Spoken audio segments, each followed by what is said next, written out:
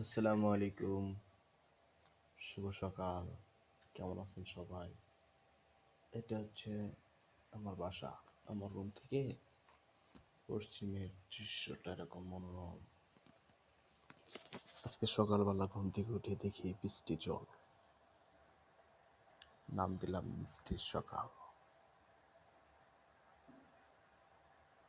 মোটামুটি ভারী বৃষ্টি হচ্ছে, সমসম আওয়াজ, স্নিগ্ধতা আর সুখময় সময়।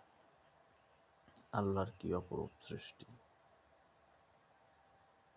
গরম রাতে কারেন্ট না থাকলে কষ্ট হয়ে যায়, সকালে ঠান্ডা, কাঁথা না গায়ে দিলে শীত লেগে যায়।